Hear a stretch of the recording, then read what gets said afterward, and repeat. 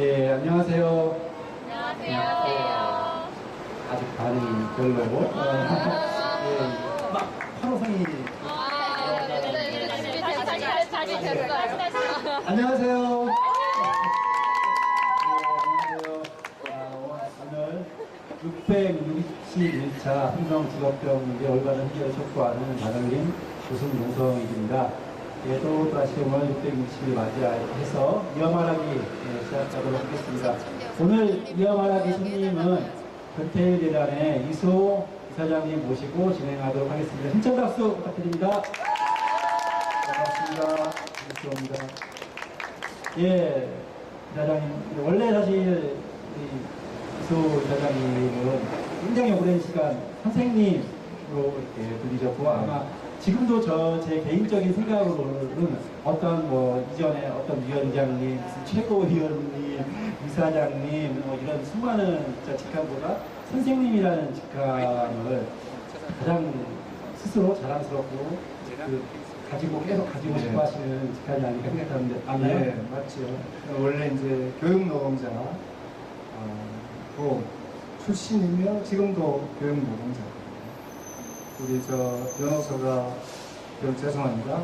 이제 앞으로 법을 공부해서 앞으로 법조인이 되실 분들인데 또 변호사가 되기도 하는데 다 변호사 되면 자기가 아니다 할 때까지 변호사잖아요. 교사도 마찬가지로 생각하거든요. 교사도 국가가 공인하는 자격증을 줬고 또 사회가 그걸 인정하기 때문에 언제나 교사고 꼭 교단에 섰을 때만 교사는 아니라는 생각이 그래요. 그리고 교사, 교육노동자라는 그 직업 그리고 그 일이 저로서는 제일 보람 있고 의미 있고 또 지금도 그렇게 불리는 게 좋고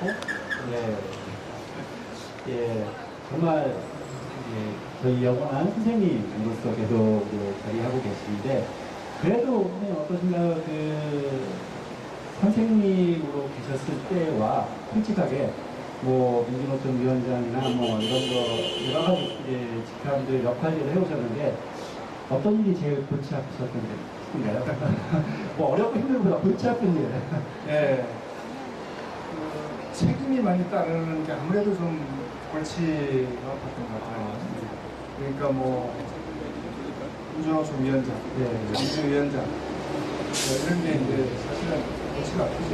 또 여러 가지 생각들이 조금씩 다르기도 하고 어떤 일이 생겼을 때 그것을 어떻게 바라보고 해결할 것인가 또 다른 견해들이 이런 것들을 조장하고 또 이제 제일 힘든 게 상대가 아무래도 정부라든지 또는 사용자라고 얘기하는 그런 기업가 이런 사람들하고 참 상대를 해야 되니까 그런 것들이 사실은 힘든 일이었죠. 예. 이제 우리 자리해 주신 젊은 분들은 사실 아마 선생님 잘 모르실 거예요. 그래서 약간 이제 정보를 들었죠. 그 정도. 너무 생각. 그래서 이제 그런 일을 하셨구나 지금 아마 이제 그렇게 생각을 하실 텐데, 저희 이제 98년도에 그때 해직이 되신 거, 복직이 되신 거죠? 그게 이제 1989년에 해직이 됐다가 10년 만에 복직이 되신 거죠. 1998년에 이제 복직을 하게 되죠. 그래서 참 10년의 이제 해고 생활이라는 게 쉽지 않으셨을 것 같아요. 10년의 그 해고 생활을 버티면서 다시 선생님이 사랑하는 아이들이 있는 교육 현장으로 이제 돌아가시기까지 굉장히 오랜 시간이 걸리셨는데 그 기간을 버티셨던 힘이라고 해야 될까? 어떤 좀 생각을 하시면서 그 시간을 버티셨는지. 역시 이제 일이죠. 뭔가 해야 될 또는 할 수 있는 그런 일이 있었다는 건데 사실 저는 이제 교육운동을 시작을 했죠. 아이들 가르치는 것만으로는 우리 교육이 근본적으로 해결되지 않을 것 같고 안 될 것 같아서 우리 교사 스스로가 우리 교육도 바꿔야 된다 이런 생각을 가지고 교육 정책과 다른 이제 얘기를 하니까 정부에서 이제 잘라낸 거죠. 그랬는데 그냥 뭐 일하다가 해보다는 보통 일반 그 노동자처럼 단순한 해고가 아니고 내가 어떤 할 일을 하려고 하다가 그것 때문에 잘렸기 때문에 계속 그 일을 어떤 조건 속에서도 해야 된다라는 그런 의지와 또 그런 게 있었기 때문에 그걸로 이제 사실은 버틴 거죠. 네. 그렇게 이제 오랜 시간 버티셔서 어쨌든 전교조도 이제 여러 가지 이제 부침이 있었지만 지금도 여러 가지 힘든 또 법의 노조가 다시 또 돼서 또 힘든 상황이잖아요. 이런 좀 전교조의 상황을 보면서 좀 어떻게 좀 버텨나갔으면 좋겠다. 이런 좀에 대한 또 조언이라고 하면 조언이랄까 좀 견해가 있으시면 한번 말씀 부탁드리겠습니다. 전교조가 노동조합으로 정식으로 설립된 게 1989년이고 노동조합으로 이제 인정받은 것이 1998년에 법이 통과됐고 1999년 9월부터 정식적인 이제 노동조합으로 인정을 받았죠. 그러다가 작년에 다시 이제 법외 노조라는 노조 아님을 통보함이라는 그 노동부의 뭐 공문 한 장 그걸로 이제 수만 명, 6만 명 이상의 조합원이 졸지에 그냥 불법 노조하는 그런 비슷한 사람이 돼버렸는데 우리 정교조도 그렇지만 대한민국에서 그런 그 노동조합 운동을 한다는 것은 결국 그 크게 보면 민주화 운동을 하는 것이다. 이 사회를 조금이라도 바로잡아서 올바른 방향으로 가게 하는 그런 것이다. 그것은 결국 정부의 일반적인 시책이나 또 분단되어 있는 우리나라에 조성되어 있는 이런 많은 분들의 이 생각과는 다를 수가 있어요. 굉장히 이제 급진적이라고도 얘기하고 왜 서서히 그렇게 하면 될 일을 그렇게 하느냐라고 하는데 그럼에도 불구하고 우리가 그동안 거의 30여 년을 지금 넉넉하게 버텨온 것은 그 하는 일이 당당하고 부끄럼이 없고 또 학생들 앞에서 언제나 꼭 필요하다는 확신이 있었던 것이고 또 그렇게 함으로써 자기 자신의 그 양심의 어떤 어려움이나 이런 것들에서 이제 면할 수 있었던 것이죠. 그래서 그러면서 또 하나는 그럴 때 어려움을 당할 때 노조원들끼리 우리 교사들끼리 또 노동자들끼리 서로 해고된 노동자는 도와주고 또 이렇게 모아서 저 같은 사람 매들 생계하라고 얼마 전에 해주기도 하고 그런 힘으로 버텨왔기 때문에 지금 다소 어려운 일을 당하고 있다 하더라도 저는 원칙을 버리지 말고 또 자기가 믿는 그런 역사에 대한 어떤 신뢰라든지 이런 것들을 가지고 좀 더 넉넉하게 힘차게 해줬으면 좋겠다. 그냥 두벅두벅 옳다고 생각하는 길을 가는 것이 그게 살아남는 방법이다 이렇게 생각합니다.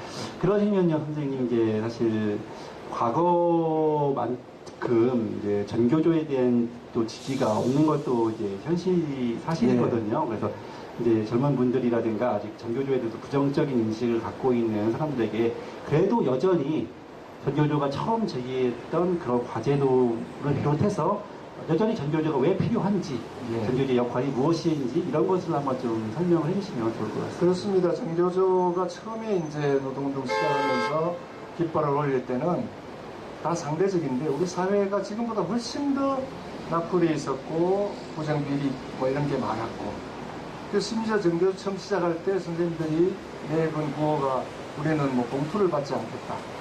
아이들을 처벌하지 않겠다. 뭐 이런 수준이었어요. 그리고 토론 수업을 하겠다. 뭐 이런 거. 그런 게 그 당시에는 실제로 이제 문제가 됐던 때이기 때문에. 근데 지금은 그런 정부주의 노력도 있고 우리 사회가 변하면서 사실 교육 환경이 많이 바뀌었어요. 네. 지금은 처음에 우리 정교조가 그렇게 주장하는 것들이 아주 자연스럽게 다 이루어지고 있고 어디 가나 그 당시에는 굉장히 공산주의자나 네. 빨갱이가 빨갱이가 하는 게 했던 이야기인데 지금은 다 그 다 하고 주장들이 있잖아요. 받아들여졌고요. 그러면 거기에 따라서 정교조도 또 더 새로운, 더 앞장서 나가는 이런 것들을 가지고 문제 제기를 하고 또 노력하고 이래야 되는데 그것이 좀 부족했지 않나 이런 생각이 들고요. 왜 그러냐면 실제 또 그런 면도 있지만 너무 탄압을 많이 받았어요. 그 정부로부터도 그렇고 특히 지난 이명박 박근혜 이 9년 동안은 정말 초토화되다시피 했거든요. 법 밖으로 쫓겨나기까지 했지만 그런 상황에서 그런 데에서 함께하는 보수 언론이나 주류 언론들이 또 계속 그런 식으로 비판하고 이러다 보니까 굉장히 참 사실 정교조가 지금 무슨 필요가 있느냐 처보다 다르다 이런 느낌을 많이 받죠. 또 정교조는 실제로 중요한 교육 정책이라든지 또 전반적 교육의 흐름이라든지 이런 걸 제대로 잡는 거 이게 첫째거든요. 그러려면 정부와 맞설 수밖에 없어요. 또 노동자는 당연히 사용자와 맞서서 싸워야 되는 그런 속성이 있기도 하죠. 그러다 보니까 늘 왜 아이들이나 잘 가르치지 왜 이런 정치투쟁이 하냐 이런 건데 정책을 바꾸지 않고 아이들을 잘 가르칠 수가 없어요. 그런 이제 어려움도 있죠. 그럼에도 불구하고 저는 우리 정교조 조합원들이 우리 교사들이 조금 더 앞을 내다보면서 우리 학생들이 폭력 사태라든지 그 위에 여러 가지 또 많은 일들이 생겼잖아요. 새로운 이슈들이 나타났을 때 그런 것들을 올바로 바라보고 또 거기에 대응하고 한 걸음 더 나가면서 갈 길을 제시하고 그런 일을 더 열심히 했어야 되지 않는가. 그런 것이 조금 더 아쉬운 남는 그런 부분이죠. 예, 사실 전조적으로 했던 것은 항상 그 시절에 맞는 교육 정책, 그 시기에 또 그 시기에 그 앞으로 더 10년을 내다보는 좀 더 멀리 내다보는 그런 교육 정책을 제기하고 정부의 잘못된 교육 정책과 교육 현실에 맞서 싸우던 역할을 했던 것인데 이제 사실 이제 과거 초창기에도 청교육을 외칠 때도 사실 그랬는데 이제 시간이 지나서 사람들이 그 시절에 그 전교조가 제기했던 문제들은 지금 하고 있으니 당연히 그렇죠. 원래부터 그랬던 거. 그 당시에 전교조는 온순했고 현실에 맞는 이야기를 했는데 왜 지금의 전교조는 더 뒤떨어지고 그냥 과격한 이야기를 하느냐. 사실 이렇게 좀 옳지 않은 대립이 이렇게 생기는 것 같아요. 그래서 선생님 말씀 들어보면 어쨌든 전교조가 앞으로의 교육 정책을 좀 더 정부에 맞서서 올바른 교육 정책을 제시하고 그것을 이제 좀 더 이제 시민들을 설득하고 국민들을 설득하는 데는 전교조의 노력이 부족했다기보다는 여러 가지 좀 한계점들을 많이 있었던 것 같은데 이제 그런 것을 좀 더 극복할 수 있는 방법을 찾는 것도 필요하겠다 이런 생각이 드네요. 아니 너무너무 이해를 잘해주셨어요. 대변인 했으면 딱 예. 했는데 자리 생기면 한번 제가 가서 선생님 대변인을 이렇게 빨리 이해하는 사람이 그래도 이제 막 꼬리를 물고 나오면서 이건 잘못된 거 아니야. 금방 역시 젊은 사람이 무서워요. 금방 알아차리고 그래요. 지금 말씀하신 것처럼 그런 지점에서 사실은 정교조는 더 이제 큰 일을 해야 되는 거죠, 사실은. 그래서 지금도 이제 시대가 바뀌고 대통령 바뀌었으니까 다시 원래 모습으로 돌아가야 되는 거 아니냐. 또 당연히 대통령도 그렇게 생각하고 있고 최근에 어제죠. 우리 이제 새로 교육부 장관 된 김상원 장관하고 우리 정교조 지도부가 그 교육부에서 서로 면담을 했어요. 일종의 노동조합은 교섭이죠. 네. 그렇게 할 수 있다는 그 자체가 벌써 서로 인정하는 거고 대단한 거거든요. 그러면서 앞으로 이것을 그 노동인권 차원에서 풀어가자. 그렇게 이제 합의를 하고 노동부와 협의하겠다. 이게 이제 이 교육 문제 요것만 가지고는 풀리지가 않는 거죠. 그래서 그런 관점을 가지고 하니까 또, 좋습니다. 그렇게 합시다. 그래서 아마 그 ILO 협약 단결에 관한 협약 몇 가지 걸 우리가 기준 안 한 게 있어요. 그런 것부터 하고, 그럼 그걸 하면 국내법도 고치고, 그럼 자연스럽게 모든 노동조합, 그게 뭐 퇴보자든 혹은 퇴직자든 저희가 원하면 자주적으로 노동조합을 결성을 할 수 있고 또 조합을 될 수 있는 자격이 있다. 이게 국제 기본적인 그 생각이잖아요. 예, 그렇죠. 그렇게 하면 될 것 같아요. 시간은 좀 걸리겠지만 그렇게 이제 한 걸음 한 걸음 나가지 않을까. 그런 큰 것을 노동 인권 차원에서 풀어주는 역할을 정교조가 또 같이 해야 되는 거죠. 그 속에 모든 노동자들이 그런 여러 가지 어려움과 인권이 함께 포함되어 있거든요, 실제로. 모양이 다르다 뿐이지. 예, 좀 더 이제 뭐 여러 가지 가능성을 보이고 있어서 올해와 내년 이제 오면서 좀 더 많은 부분에 개선되기를 그렇게 좀 바라보고요. 아까 젊은 사람이라고 했는데 저쪽 친구들이 보면은 젊은 사람으로 보진 않을 거예요. 아니, 제 나이 친구는 다 똑같이 보여요. 죄송합니다. 고맙습니다. 네. 예, 그래서 방금 전에 사실 이제 중간 선생님 말씀 중에 또 한 가지가 떠올랐는데 그 얘기를 하다 보면 제가 생각했던 시나리오랑 약간 빗나가는데 다시 돌아올 수 있을런지는 새길로 빠졌다가 돌아올 수 있을런지는 모르겠는데 이제 뭐 교육부 장관과 정규조 위원장님의 이제 만남을 통해서 이제 상호 서로 인정하는 속에서 그 대화의 출발이 이루어진다라는 말씀을 듣는 순간 사실 저희는 이 반올림 직업병 피해자들하고 삼성과의 관계가 이제 사실은 생각이 났거든요. 이게 삼성에서 사실은 피해자들 그 자체로 인정하지 않았던 게 굉장히 오랜 시간이거든요. 그리고 잠시 이제 대화하겠다고 나섰을 때가 잠깐 있었고 그 과정을 통해서 뭐 직업병 문제 해결을 위한 조정위원회가 만들어지기도 했고 그렇긴 하지만 그럼에도 끊임없이 그 중간중간에 이 반올림이 직업병 피해자가 아니다 뭐 이렇게 좀 대화 상대로 인정하지 않으려고 했던 지점 그리고 이제 조정위원회 권고가 끝나고 나서도 일방적으로 모든 것이 다 끝났다고 일방적으로 발표하고 아직 이 당사자들은 끝나지 않았다, 문제가 해결되지 않았다고 하는데 대화 상대로 인정하지 않고 있는 이런 모습을 보면서 문제가 풀리지 않는 이유에 여기에 있다. 말이 그렇습니다. 바로 그거예요. 그러니까 상대를 인정하는 거예요. 그건 저는 뭐 모든 관계에서 다 그렇다고 생각해요. 꼭 노사관계나 또는 뭐 피해자와 가해자 관계뿐만 아니라 서로가 서로를 인정할 때.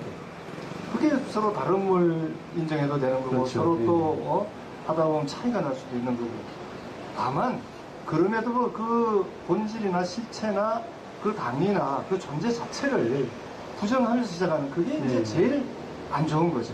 그래서 저는 이 삼성 싸움도 이 삼성이 어떻든 자기 공장에서 일하던 노동자가 그런 어려움을 당했으면 그 자체를 인정하고 또 그 당사자를 인정하고 그러면 항상 피해자 중심, 당사자 중심 이렇게 가는 거죠. 맞습니다. 그러면 피해자 중심으로 항상 사고해야 되는 거예요. 그리고 그 입장을 가해자 쪽, 사용자들이 어떻게든지 하려고 노력하고 그렇죠. 노력을 했는데도 아니더라 과학적으로. 그런 걸 가지고 얘기를 해야지. 이거 뭐 아무 자료나 근거도 제대로 제시 안 하면서 이거 당신들이 이쪽 책임질 이게 도대체가 말이 안 되는 짓을 지금까지 이제 해왔다는 거죠. 뭐 그런 얘기하면 좀 저도 열받아서 신경질 나서 말이 거칠어지는데 어떻든 우리가 모든 관계에서 특히 인간이 다른 동물과 다른 점 그런 서로 인정하고 서로 대화하고 서로 함께 할 수 있다는 이건데 그거가 안 되는 순간, 그 포기하는 순간, 저는 인간도 아니라고 봐요. 이 삼성 관계자들이 인간의 길을 걸을 것인가, 동물의 길을 걸을 것인가, 그건 뭐 아주 간단한 기준점이 생기는 것 같아요. 제발 저는 이 삼성이 인간으로서 삼성의 임원들, 관계자들이 인간으로서 좀 거듭나고 인간의 길을 걷기를 오늘 또 선생님 말씀 그럼요. 들었고, 그게 진짜 삼성을 위하는 길이고요. 예, 그렇죠.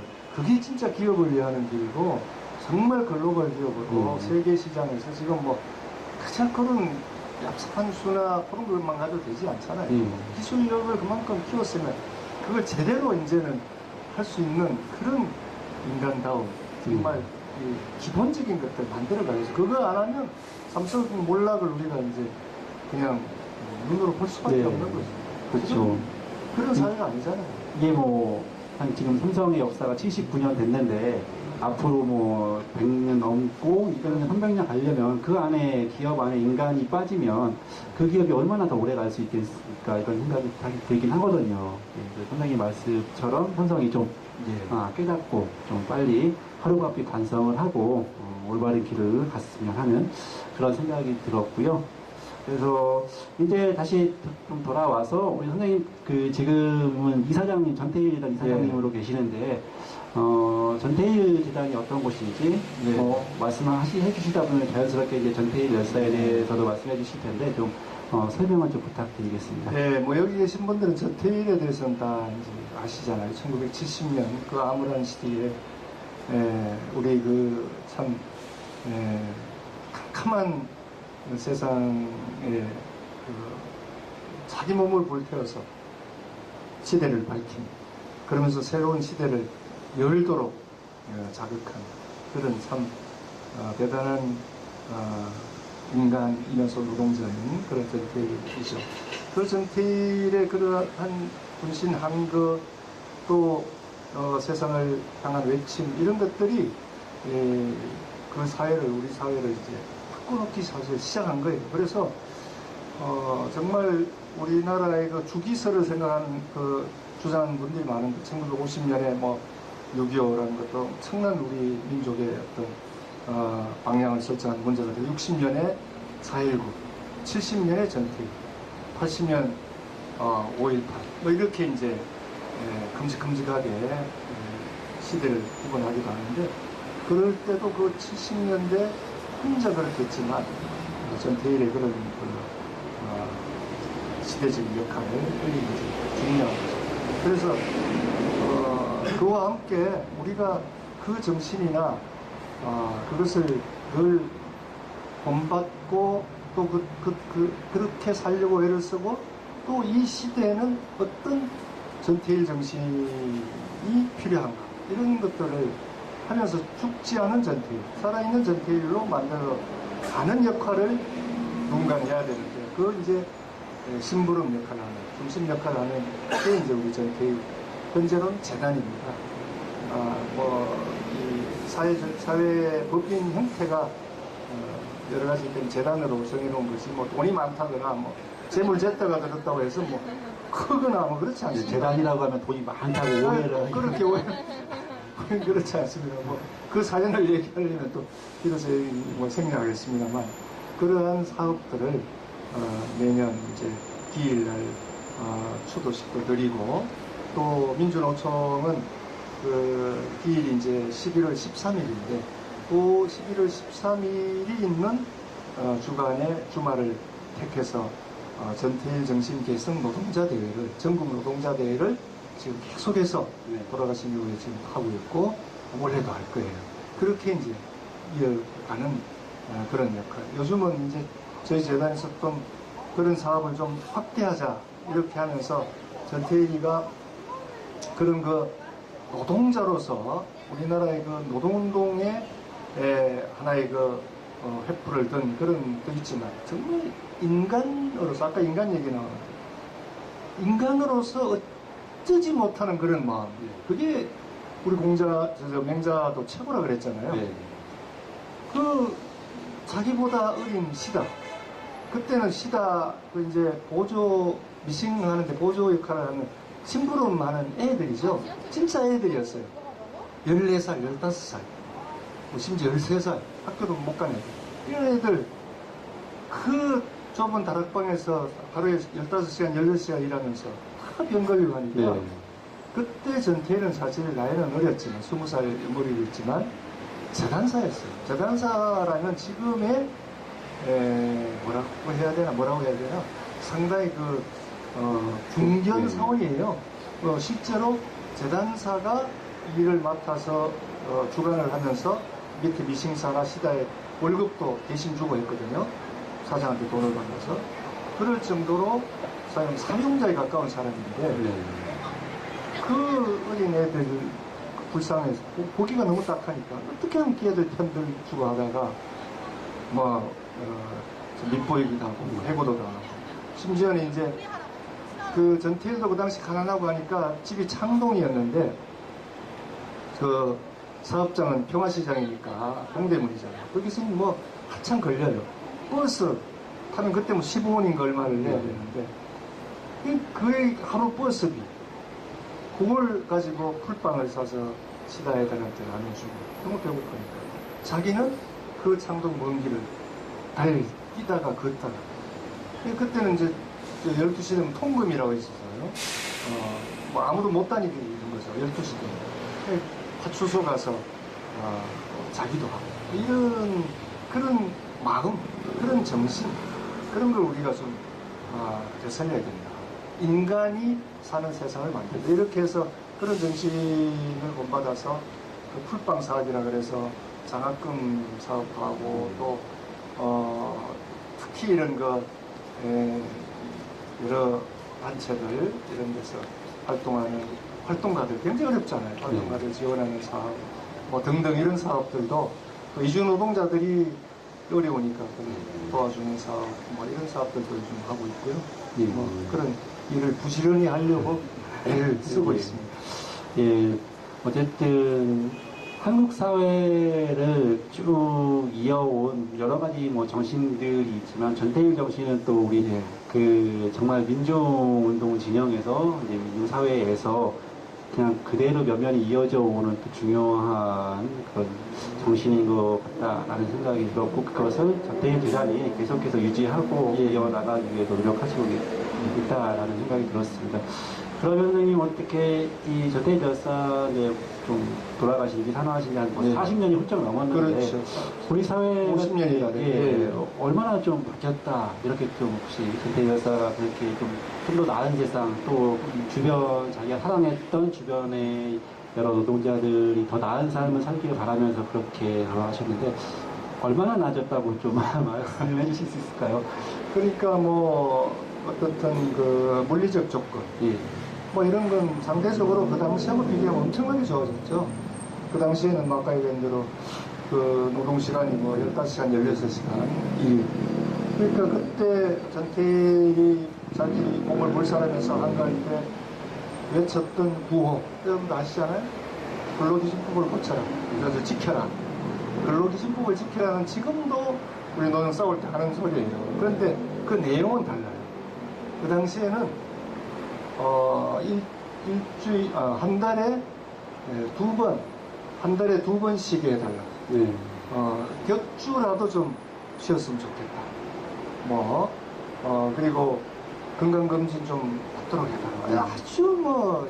아주 정말 기본 중에 기본이니까 지금은 이제 그런 정도는 다 해결이 된 거죠. 또 임금도 뭐 말할 필요 없고요. 그러나 현재적 조건에서 상대적으로 볼 때 빈부격차라든지 소득의 격차 또 그 사이에서는 여러 가지 갈등 오죽해서 우리 청년들이 헬조선이라고 얘기할 정도로 이 문제가 많은 이런 사회 그러니까 심리적으로는 훨씬 더 피곤하고 고통스럽고 상실감이 많고 오죽했으면 스스로 목숨을 끊는 그 자살이 세계 1위에 해당하는 이런 나라가 되어버린 거죠. 그때와 지금 비교하면 엄청나게 좋았었지만 그때 사회에서 서로 비교해 볼 때 지금 사회가 나은가? 지금 정말 전태일 같은 그런 정말 친구가 있어서 그런 자기 밑에 어린 여공들을 돌봐주기 위해서 그렇게 하는 지금 사용자들이 있는가? 예를 들면 뭐 너무 단순한 비교에서 좀 그렇긴 합니다. 뭐 그런 사람도 있겠죠. 뭐 가끔은 이렇게 볼 때 별로 더 나아지지도 않은가. 더 힘든 어떻게 보면 상대적으로 더 힘든 사회가 된 게 아닌가 이런 생각도 많이 들어요. 사실 좀 극단적인 비유이긴 하지만 삼성은 또 똑같다고 저는 생각이 들거든요. 그 당시에 그 아주 어린 정말 그 시다 여공들이 폐병이 걸릴 정도의 그런 환경에서 15시간 뭐 이상 그렇게 노동을 했던 것과 마찬가지로, 그리고 그 어린 노동자들은 다 그 집안의 생계를 맞아요. 유지하기 위해서 내몰린 산업 현장으로 내몰린 또 그런 역할을 지어진 그런 노동자들이었다면은, 사실 삼성에서 직업병에 걸린 수많은 그 여성 노동자들이 다 고등학교 대부분이 이제 고등학교를 다 졸업하고 집안 경제를 책임지기 위해서 또 멀리 와서 삼성에 입사해서 일하다가 그 병에 걸린, 또 맞아요. 최첨단 시설을 자랑하는 삼성이지만 노동자들이 병에 걸릴 수 있는 환경을 네. 개선하진 않았거든요. 그리고 뭐 얼마 전 신문 기사에 보면 삼성 노동자들이 경쟁, 실적 이런 것 때문에 어떤 그 팀들은 뭐 식사도 못하고 바지복 입은 채로 화장실 가서 빵으로 끼니를 때우다. 네. 사실 이런 얘기가 요즘 시기에, 그리고 반도체를 만드는 삼성이라는 그 공장에서 일어날 일이라고는 사실 상상할 수 없는. 아니, 그러니까 네. 그때 그런 고급 비교는 거의 뭐 똑같다고 봐도 다름없죠. 여러 가지 좀 모양만 달라졌지. 예. 사실 뭐 그 당시에 아까 얘기한 대로 임금 액수나 이런 건 좀 달랐었겠죠. 그러나 근로 조건이 그 당시에는 그냥 다 그런 식으로 참 노출돼 있고 다 형편없으니까 그랬는데, 지금도 그와 유사한 그런 형태를 아주 뻣뻣한, 아주 그럴듯한 건물 안에서 가장 깨끗해 보이는 무슨 복장 같은 건 그냥 하얗게 입고 이렇게 어떻게 보면 속이는 거죠. 네. 진짜 속이는 거죠. 그 삼성이 이런 직업병이 생기는 걸 모를 리가 없죠. 자기들이 하는 짓은 하는 사람은 알아요. 네.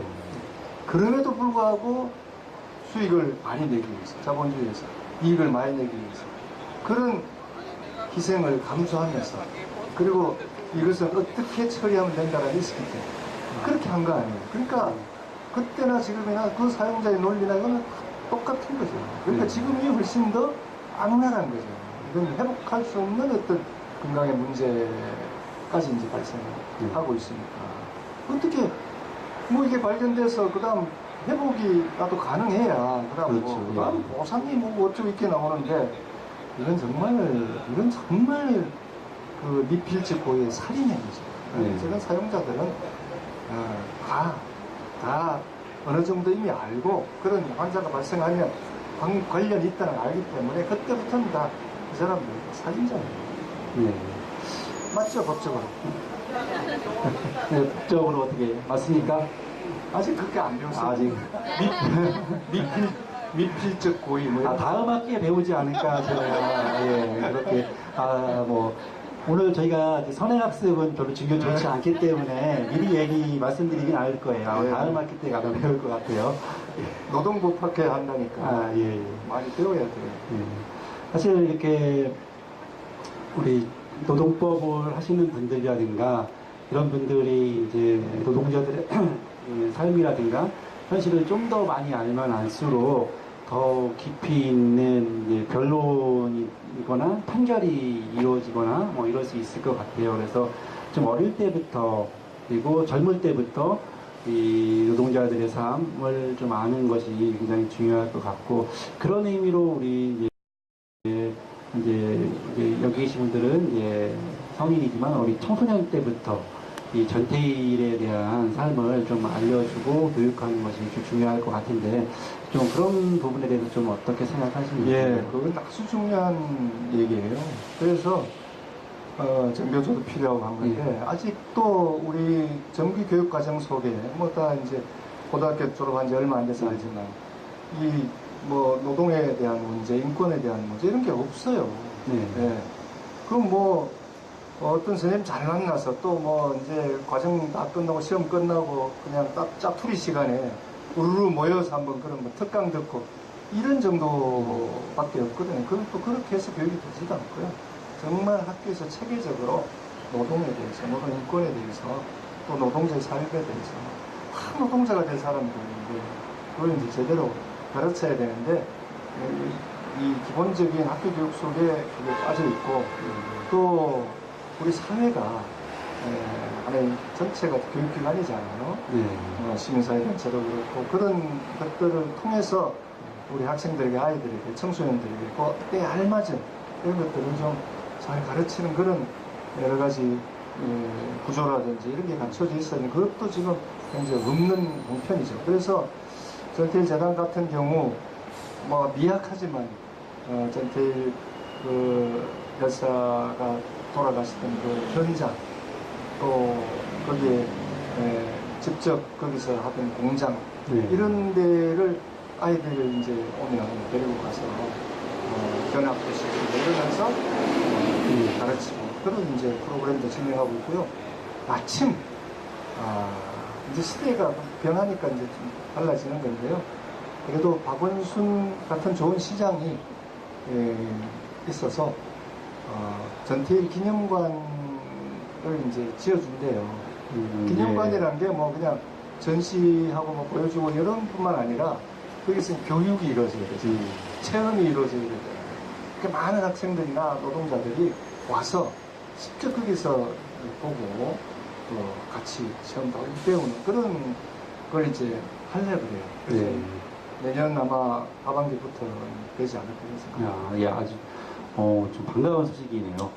우리 정말 정규적인 교육 과정이라든가 사회 시스템에서 전태일 정신을 배우는 고 익힐 수 있게 하는 것도 중요하지만 어쨌든 이제 역사적인 또 그런 기념관으로 좀 많은 시민들이 좀 함께 배울 수 있게 그런 할 수 있는 장이 만들어진다는 것은 굉장히 좀 의미 있는 일 같습니다.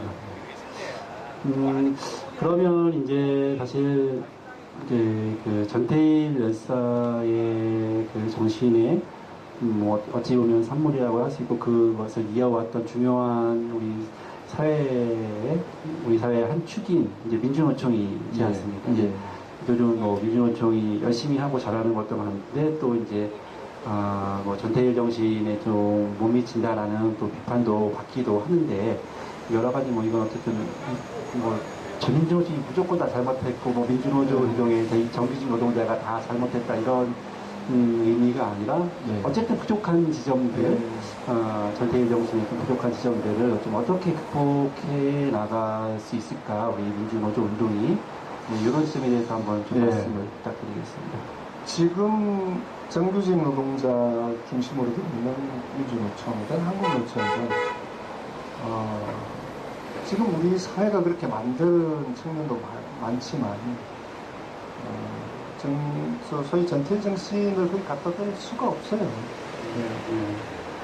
뭐 자기 기득권 이렇게 표현하기는 좀 안타깝긴 하지만 그럼에도 불구하고 자기가 차지하고 있는 그 부분에 대해서 조금 더 양보하지 않으려고 하고 있고 어떻게 하면 뭐 미래에 대한 보장이 없기 때문에 더 그걸 더 강화하고 더 하려고 하는 사이에 상대적으로 비정규직이나 저임금 노동자나 뭐 이런 데 이제 엄청난 그 피해를 주는 거죠.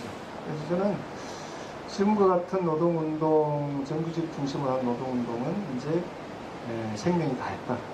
뭐 제가 민주노총 위원장 출신이고 지금도 지도이긴 하지만 뭐 가서도 좀 그런 얘기를 합니다. 이렇게 해서는 안 된다. 이런 생각을 하고요. 이제 정말 우리 비정규직과 이런 붙여진 비정규 노동자나 저임금 노동자나 어떻든 우리 사회에서 억눌리고 피해당하고 있고 이런 노동자들이 자주적으로 스스로 누가 뭐 해달라 도와달라 이게 아니라 내 몫을 당당하게 찾는 그런 운동을 또 스스로 벌여야 돼요. 그래서 우리 민주노총 처음 할 때, 정규직 처음 할 때 다 기존에 있는 의용노조 잘못하고 있는 그거 비판하면서 시작하는 거예요. 지금 민주노총이나 한국노총 이 관료되어 있는 정규직 중심으로 되어 있는 이거 비판해야 돼요. 그러면서 치고 올라오면서 그렇게 함께 만들어 가야 되는 게 아닌가. 그런 새로운 노동조합 운동도 지금은 이제 일어날 때가 됐다고 생각하고, 특히 사회 자체가 이제 엄격한 어마어마한 변화를 목전에 두고 있는 거예요. 그게 대응해서 지금 같은 이런 그 가지고 정규직이냐 비정규직이냐 뭐 이 싸움 이건 아니다는 생각이 들어요.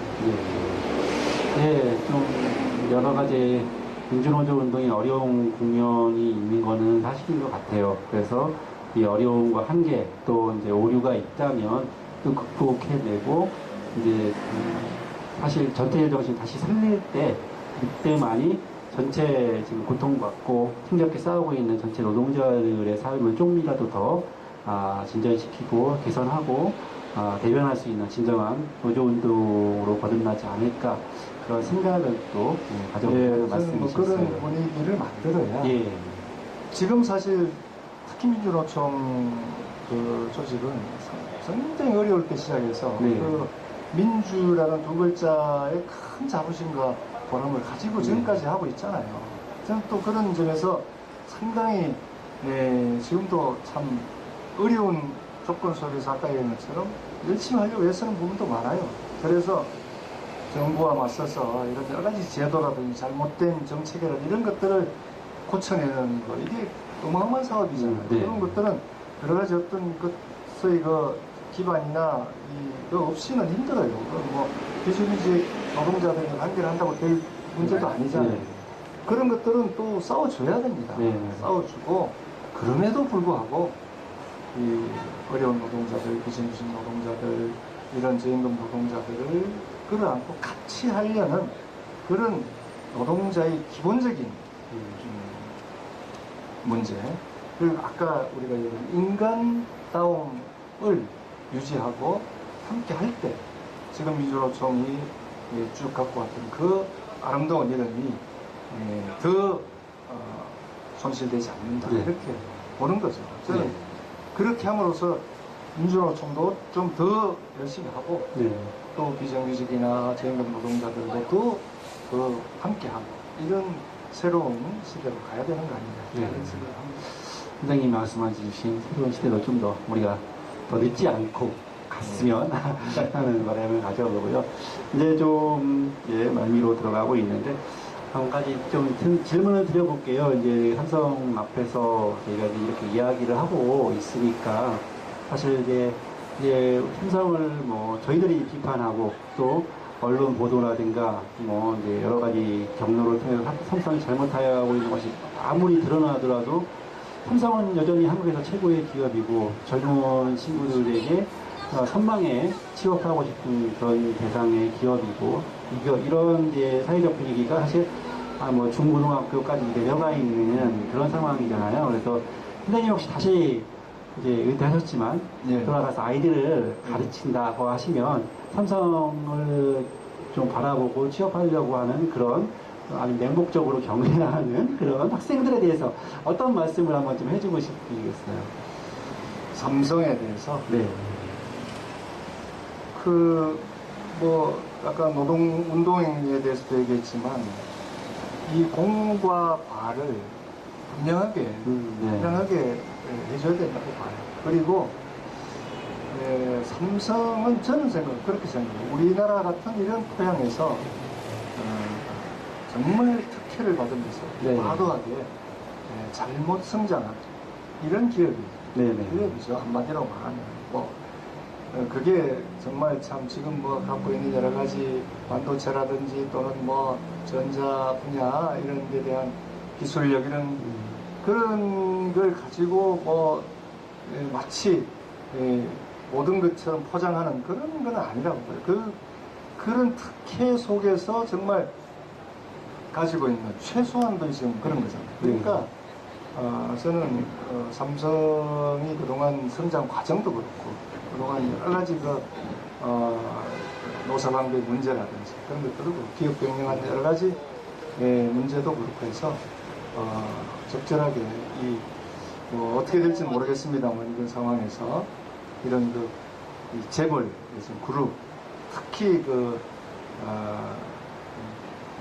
가족 중심 이건 완전히 좀 해체되면서 정말 하나의 개별 기업 중심으로 나름대로 경쟁하면서 가야 그나마도 그게 빨라야 그나마도 좀 같이 살 수 있지 않습니까? 네.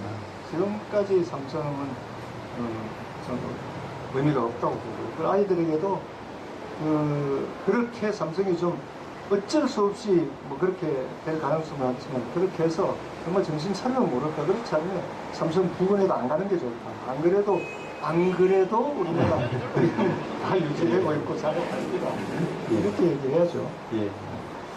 그렇습니다. 우리 또 사실 조금 더 언론이 삼성 찬양하는 보도를 조금 덜 내보내고 재판부, 사법부에서 삼성이 저지르는 범죄나 잘못에 대해서 정말 뭐 더도 덜도 않고 법대로만 판결을 내려서 제대로 처벌하고 그러면은 아마도 그 삼성에 대해서 그냥 무조건 또 최고의 기업이다, 가장 돈을 잘 버는 기업이다라는 생각만으로 삼성에 가려는 그런 젊은이들의 이제 취업 준비생, 그다음에 네. 어린 친구들의 생각도 좀 바뀔 것도 같다라는 생각이 실제로 요즘 뭐 그래도 좀 똑똑한 젊은이들은 눈치를 많이 채는 것 같더라고요.